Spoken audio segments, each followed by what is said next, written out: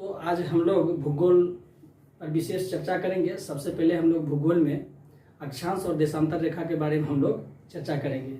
यह एक महत्वपूर्ण टॉपिक है। आइए हम लोग सबसे पहले ज्योग्राफी के बारे में यानी उसके भूगोल के बेसिक चीज़ के बारे में हम लोग जानने का प्रयास करेंगे। आइए दोस्तों, हम लोग जानेंगे सबसे पहले ज्योग्राफी शब्द का प्रयोग ग्रीक के विद्वान एरिस्टोस्टेनिज नामक विद्वान ने सबसे पहले इसका प्रयोग किया था। और हम लोग जानते हैं ज्योग्राफी शब्द जो है जियो प्लस ग्राफोस से मिलकर बना है। जियो का मीनिंग होता है अर्थ। क्या होता है? अर्थ होता है। अर्थ मतलब पृथ्वी। क्या होता है? अर्थ मतलब पृथ्वी। और ग्राफोस मतलब होता है डिस्क्रिप्शन। डिस्क्रिप्शन यानी वर्णन।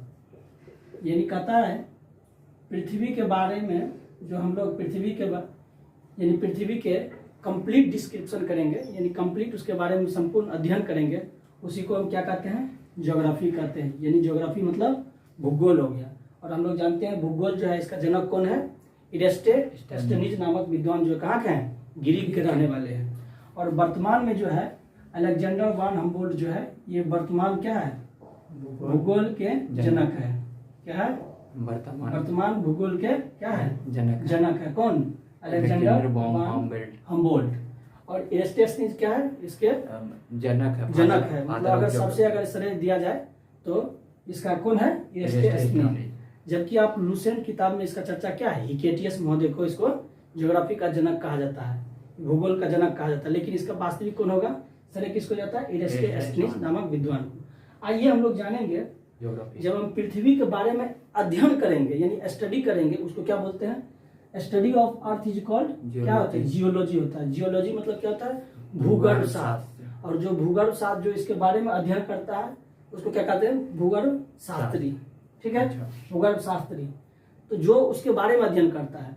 आप देखिए, हम लोग ये तो बेसिक चीज जान गए कि ज्योग्राफी कैसे बना है। ठीक है, और आगे हम लोग देखेंगे कि पृथ्वी का जो हम लोग अध्ययन करते हैं उसमें क्या होता है? ग्लोब के माध्यम से हम लोग अध्ययन करते हैं।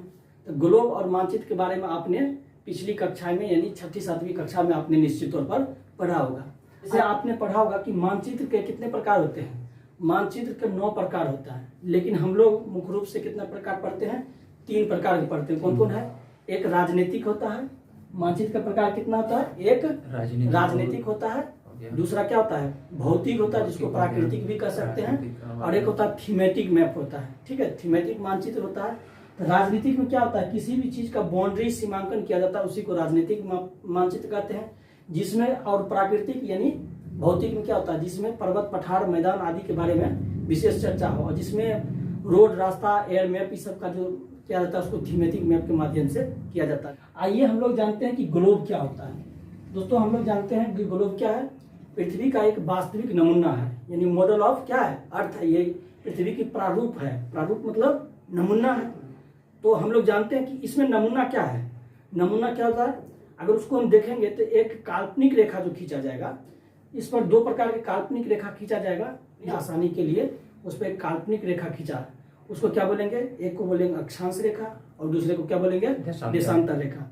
हॉरिजॉन्टल लाइन जो होगा यानी हॉरिजॉन्टल लाइन जो होगा उसको क्या बोलेंगे? लैटिट्यूड बोलेंगे। और वर्टिकल लाइन जो होगा उसको क्या बोलेंगे? जो ऊर्ध्वाधर होगा उसको हम लोग क्या बोलेंगे? लॉन्गिट्यूड। लॉन्गिट्यूड मतलब क्या होता है? देशांतर। लैटिट्यूड मतलब क्या होता है? अक्षांश रेखा। आइए हम लोग जानेंगे कि यहाँ पर हॉरिजॉन्टल जो है क्षैतिज रेखा जो है उसको क्या बोलेंगे? लैटिट्यूड बोलेंगे यानी अक्षांश बोलेंगे। और वर्टिकल जो है उसको क्या बोलेंगे? ऊर्ध्वाधर यानी लॉन्गिट्यूड बोलेंगे। लैटिट्यूड और लॉन्गिट्यूड। अब देखिए दोस्तों, इसमें हम एक बात जानेंगे। जब हम एक ग्लोब बनाएंगे तो ग्लोब क्या है? पृथ्वी का एक वास्तविक नमूना है, जिसके माध्यम से हम क्या करते हैं? पृथ्वी के अध्ययन में क्या होता है? सहायता प्रदान करती है। उसके माध्यम से हम लोग स्टडी करते हैं। तो ग्लोब जो है क्या होता है? जैसे ये क्या है? पृथ्वी का एक नमूना है। अब देखिए, कहता है कि पृथ्वी का जो है बीचों बीच से जो 2 बराबर भागों में बांटने वाली रेखा जो है, बीच से गुजरने वाली रेखा जो है उसको क्या बोलेंगे? भूमध्य रेखा। इसको क्या बोलेंगे? भूमध्य रेखा। क्या बोलेंगे? भूमध्य रेखा। यानी इसको विषुवत भी बोलते हैं। क्या बोलते हैं? विषुवत रेखा भी बोलते हैं। ठीक है, या वृत्त बोलते हैं। ठीक है। इसको हम इंग्लिश में क्या बोलेंगे, इक्वेटर बोलेंगे। क्या बोलेंगे, इक्वेटर। इक्वेटर। क्या बोलेंगे दोस्तों, इक्वेटर। इक्वेटर। क्या बोलेंगे, इक्वेटर। North pole. ये हो जाएगा नॉर्थ, यानी नॉर्थ मतलब उत्तर, और ये क्या हो जाएगा, साउथ। साउथ यानी ये क्या, एक हेमिस्फेयर है। हेमिस्फेयर को क्या बोलते हैं, गोलार्ध बोलते हैं। तो इसको क्या बोलेंगे, नदर्न हेमिस्फेयर। इसको क्या बोलेंगे, नदर्न हेमिस्फेयर। इसको बोले सदर्न हेमिस्फेयर। क्या बोलेंगे, नदर्न हेमिस्फेयर और सदर्न हेमिस्फेयर, यानी नॉर्थ क्या हुआ, ये उत्तरी गोलार्ध हो जाएगा। ठीक है, उत्तरी गोलार्ध और नॉर्थ हेमिस्फेयर और साउथ हेमिस्फेयर। ठीक है, लेकिन उसको क्या बोलेंगे, नदर्न हेमिस्फेयर और सदर्न हेमिस्फेयर, यानी उत्तरी और दक्षिणी। ऊपर वाला भाग हमेशा क्या हो जाएगा, उत्तर हो जाएगा, और नीचे वाला क्या हो जाएगा, दक्षिण हो जाएगा। तो ये क्या हो गया, गोलार्ध हो गया। जब किसी भी गोलार्ध को क्या हो जाएगा, दो भागों में बांटेंगे, तो ऊपर वाला गोलार्ध को उत्तरी गोलार्ध, नीचे वाला गोलार्ध को दक्षिणी गोलार्ध। ठीक है, अगर देखिए इसमें हम लोग क्या करेंगे, कुल अक्षांश जो है, मतलब एक गोलार्ध में, यानी ऊपर वाला गोलार्ध जो है उसमें कुल हम लोग मैक्सिमम कितना अक्षांश खींच सकते हैं, 90 अक्षांश खींच सकते हैं। कितना अक्षांश, 90। इसमें क्या दोस्तों कितना खींचेंगे, 90 अक्षांश।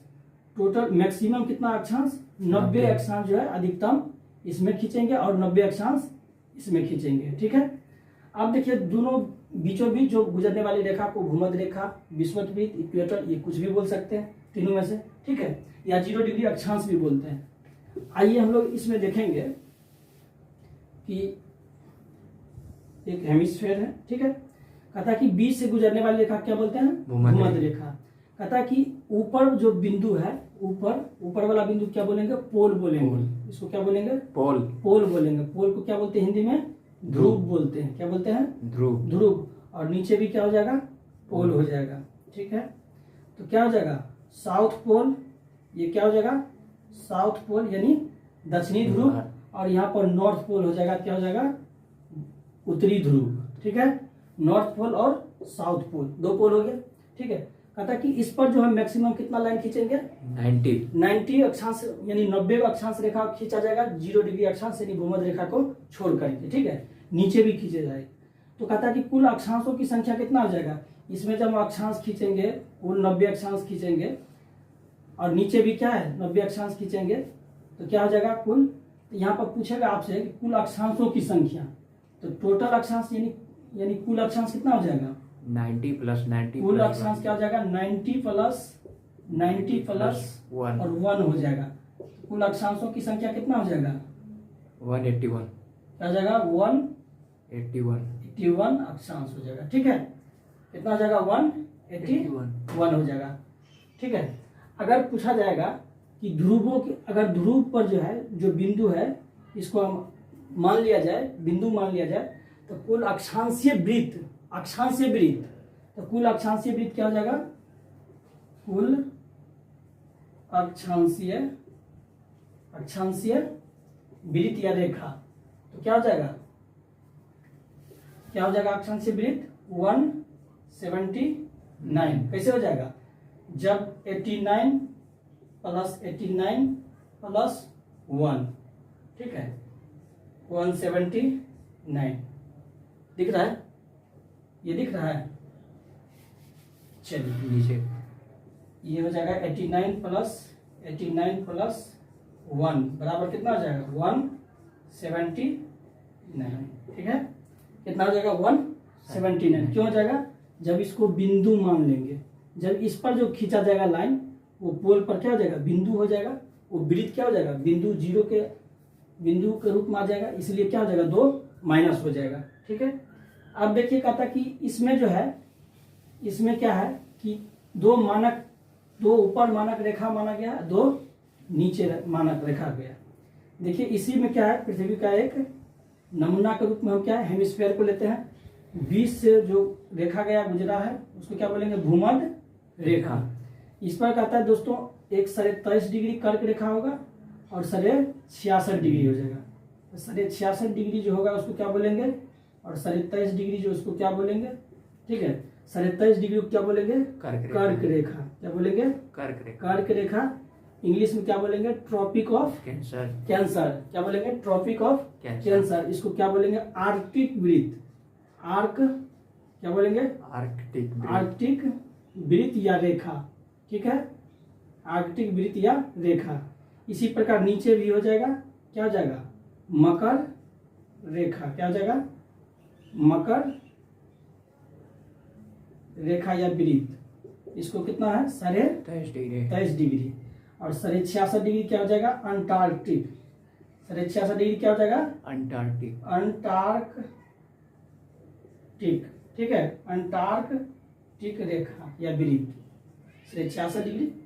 अब देखिए दोस्तों, इसमें जो है कहता है कि दो अक्षांशों के बीच की दूरी, ये तो आप समझ गए कि ऊपरी गोलार्ध में क्या हो जाएगा? कर्क रेखा, उससे ऊपर क्या हो जाएगा? आर्कटिक वृत्त, नीचे क्या हो जाएगा? दक्षिणी गोलार्ध में मकर रेखा, और क्या हो जाएगा?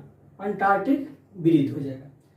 दोस्तों हम लोग जानते हैं कि जोन जो होता है, यहाँ पर देखिए जोन होता है, क्या होता है? दो अक्षांशों के बीच की दूरी। दो अक्षांशों के बीच की दूरी को क्या बोलते हैं? जोन। जोन बोलते हैं। यानी जोन क्या होता है? एरिया होता है, क्षेत्र होता है।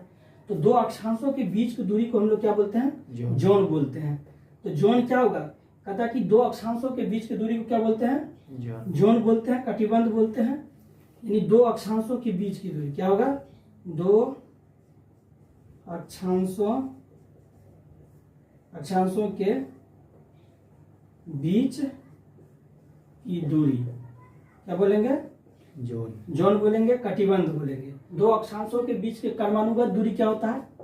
दो अक्षांशों के बीच के कर्मानुगत दूरी क्या होगा? जैसे अक्षांश, एक अक्षांश, दो अक्षांश हो गया, एक अक्षांश और दो अक्षांश, तीन अक्षांश, चार अक्षांश, ऐसे करते ऊपर किसी भी गोलार्ध में कितना मैक्सिमम 90 अक्षांश खींच सकते हैं, ठीक है। जब अगर हम साउथ पर इसको 90 डिग्री पर जाएगा तो ये क्या हो जाएगा? 0 के बराबर हो जाएगा, 0 के बराबर हो जाएगा, नेग्लिजिबल हो जाएगा। तो कहता कि इसमें 1 से 2, 2 से 3, 3 से 4, 4 से 5, 6 उसके बीच के कर्मानुगत दूरी क्या हो जाएगा? इस दोनों के बीच के दूरी को हम लोग क्या बोलते हैं? जोन बोलते हैं। जो दो अक्षांशों के बीच की दूरी क्या बोलते हैं? जोन बोलते हैं, कटिबंध बोलते हैं। और इसका दूरी कितना हो जाएगा? 111। दूरी क्या हो जाएगा? 111 किलोमीटर हो जाएगा। क्या हो जाएगा?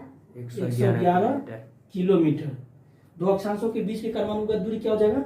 111 किलोमीटर। आई होप कि आप आसानी से समझ गए होंगे, ठीक है। अब हम लोग आते हैं देशांतर रेखा पर। देशांतर रेखा पर आने से पहले इस पर हम लोग चर्चा कर लेते हैं, ठीक है। कि कहता है कि अक्षांश रेखा का काम क्या है? अक्षांश रेखा का काम है कि आप किसी भी जगह का, उसका क्लाइमेट कैसा होगा, वहाँ का टेम्परेचर कैसा, तापमान कैसा होगा, वह किस पर डिपेंड करता है? वो आपका अक्षांश पर डिपेंड करता है। दोस्तों हम लोग जानते हैं कि दो अक्षांशों के बीच की कर्मानुगत दूरी कितना होगा? 111 किलोमीटर। उसी प्रकार दो अक्षांशों के बीच की दूरी को क्या बोलते हैं? कटिबंध बोलते हैं। जब कटिबंध बोलते हैं तो कहता है कि 23.5 डिग्री कर्क रेखा और 23.5 डिग्री मकर रेखा। जब यहाँ पर 23.5 डिग्री कर्क रेखा क्या हो जाएगा? 23.5 डिग्री कर्क रेखा और 23.5 डिग्री मकर रेखा, ठीक है। कहता है कि 23.5 डिग्री कर्क रेखा और 23.5 डिग्री मकर रेखा। ये जो एरिया है, इसको क्या बोलते हैं? Tropical of zone. इसको क्या बोलते हैं? ट्रॉपिकल ऑफ जोन, ठीक है। इसको बोलते हैं ट्रॉपिकल ऑफ जोन, ठीक है। इसको कटिबंधीय क्षेत्र बोलते हैं। इसको क्या बोलते हैं? कटिबंधीय क्षेत्र बोलते हैं, ठीक है। यानी उष्ण कटिबंधीय क्षेत्र बोलते हैं, कटिबंधीय क्षेत्र, ठीक है। उष्ण कटिबंधीय क्षेत्र, इसको ट्रॉपिकल ऑफ जोन बोलते हैं। यहाँ पर सबसे ज्यादा सूर्य का प्रकाश कहाँ आता है? इसी कर्क रेखा और मकर रेखा के बीच में जो है विषुवत वृत्त पर सबसे ज्यादा जो सूर्य का प्रकाश यहीं पड़ता है, ठीक है। ये क्या करता है? टेम्परेचर को निर्धारण करता है। इससे क्या है, ठीक है। आगे हम लोग देखेंगे देशांतर रेखा के बारे में, हम लोग चर्चा करते हैं। हम लोग देखेंगे कि देशांतर रेखा क्या होता है। हम लोग जानते हैं कि दो अक्षांशों के बीच की दूरी जो है, दो अक्षांशों के बीचों बीच खींची गई रेखा को क्या बोलते हैं? इक्वेटर, विषुवत वृत्त। क्या बोलते हैं? इक्वेटर या विषुवत वृत्त। ऊपर में क्या हो जाएगा? पोल हो जाएगा। क्या हो जाएगा? ध्रुव हो जाएगा। यानी कौन पोल? नॉर्थ पोल हो जाएगा, नॉर्थ। और नीचे क्या हो जाएगा? साउथ। साउथ पोल हो जाएगा, क्या हो जाएगा, साउथ पोल। ठीक है, यानी दक्षिणी ध्रुव और उत्तरी ध्रुव। अब कहता है कि दो ध्रुवों को मिलाने वाली रेखा को क्या बोलते हैं, प्रधान मध्यम रेखा। क्या बोलते हैं, प्रधान मध्यम रेखा।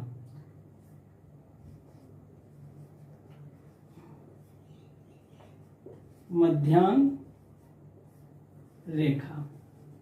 ठीक है, अब देखिए कहता है कि ये वाला जो गोलार्ध है, यहां से जो गोलार्ध है यहां, ठीक है, इस वाले भाग को क्या बोलते हैं, इस वाले भाग को क्या बोलते हैं, इस वाले भाग को बोलते हैं पूर्वी गोलार्ध। क्या बोलते हैं, पूर्वी गोलार्ध। पूर्वी गोलार्ध। क्या बोलते हैं, पूर्वी गोलार्ध। और इस वाले भाग को क्या बोलते हैं, इस वाले भाग को क्या बोलते हैं, क्या हो जाएगा, पश्चिमी गोलार्ध हो जाएगा। और ये क्या हो जाएगा, पूर्वी गोलार्ध। ये पूरा वाला भाग क्या हो जाएगा, पूर्वी गोलार्ध। जब अक्षांश रेखा के ऊपर से अगर इसको ऐसे करेंगे, ये सब, ये भाग आधा, ये भाग, ये क्या हो जाएगा, उत्तरी गोलार्ध। और ये दोनों मिलाकर क्या हो जाएगा, दक्षिणी गोलार्ध। ठीक है, आई होप कि आप लोग समझ गए होंगे। आगे हम लोग देखते हैं, इसको रब करते हैं। एक गोलार्ध वाला एक बार फिर से समझा। ये क्या है, एक गोलार्ध, एक हेमिस्फेयर है। ठीक है, हेमिस्फेयर को क्या बोलते हैं, ठीक, ये हेमिस्फेयर है। हेमिस्फेयर मतलब क्या होता है, गोलार्ध। ठीक है, जब इसको हम दो भाग में बांटेंगे बीचों बीच से, तो ये ऊपर वाला पूरे भाग क्या हो जाएगा, उत्तरी गोलार्ध। क्या हो जाएगा, उत्तरी गोलार्ध।